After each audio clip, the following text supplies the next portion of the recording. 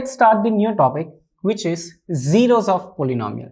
So far we discussed about the values of the polynomial. Now zeros of polynomial. Now what is the meaning of zeros of polynomial? No, it's not always about the zero, but yes, indirectly it's about the zero. So zeros of the polynomial is the number when you substitute that number into the polynomial, you get answer 0. That number is called as the zero of the polynomial, not the answer itself, right? We'll do one question first of all, then you'll get an idea then what is the zero of the polynomial. So let's start. Verify whether -2 and 3 are zeros of the polynomial x squared minus x minus 6. So first let's write the polynomial. So polynomial, let's say px is equal to x squared minus x minus 6. That's the polynomial. Now which are the two numbers given over here, which is x is equal to 3 and another is x is equal to minus 2. These are the two numbers given over here. So we are supposed to check that if we substitute x is equal to 3 and x is equal to minus 2, are we going to get 0 as the answer? That's what we are supposed to do. So we are going to check one by one. First of all, let's start with x is equal to 3. So let's start. P3 is equal to, wherever I see x, what I'm supposed to write? 3 only. So here 3 square minus 3 minus 6. Now 3 square is 9. Simple. Then minus 3 and minus 6, that will make what?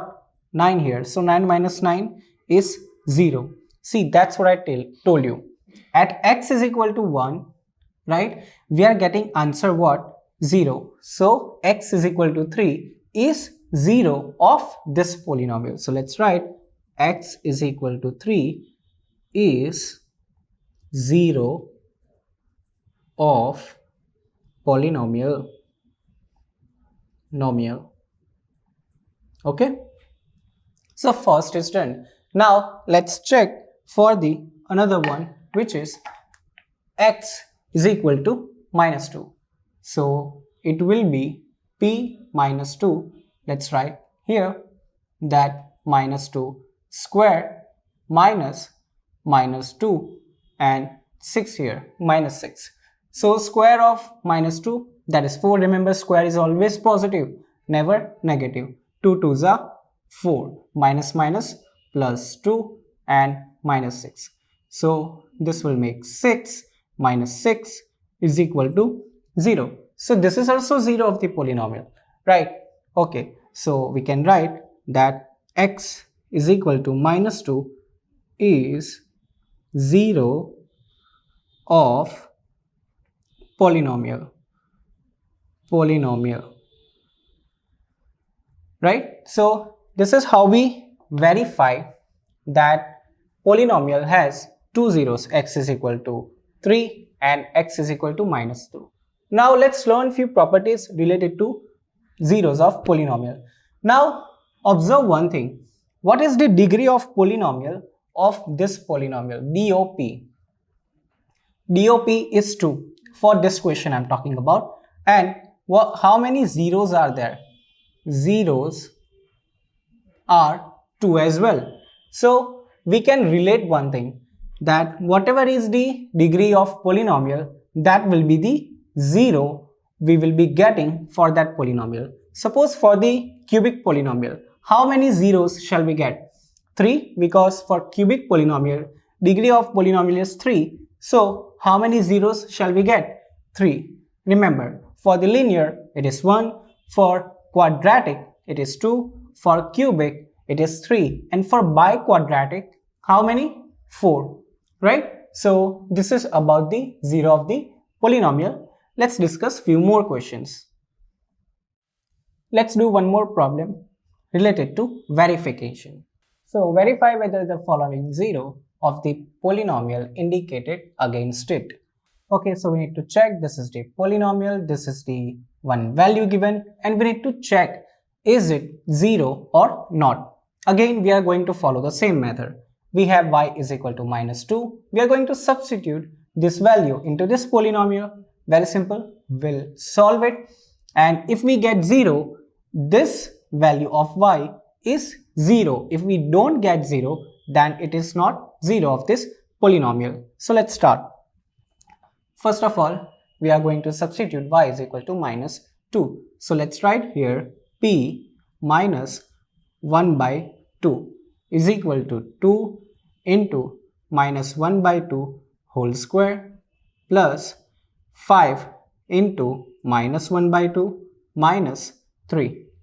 So here 2 multiply by 1 by 4, then here minus 5 by 2, then minus 3 here. So here 2 1s are, 2 2s are.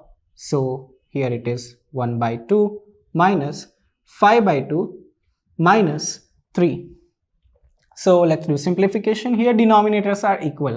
Very easy. So we are not supposed to take any LCM. 1 minus 5, that is minus 4 by 2 minus 3. 2 1s are, 2 2s are. So here minus 2 minus 3 will give you minus 5.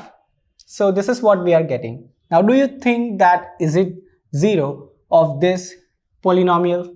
It's not, because this is not equal to 0. Let's write not equal to 0. So let's write y is equal to minus 1 by 2 is not a 0 of polynomial. So y is equal to minus 1 by 2 is not a 0 of polynomial, right? Simple. We just need to substitute. This is same as the value of the polynomial. We are only interested in one specific value, which is 0. If it is 0, then that point y is equal to whatever will be the 0. If it is not 0, then it will not be the 0. Let's discuss next question. Let's discuss one more problem related to verifying the 0.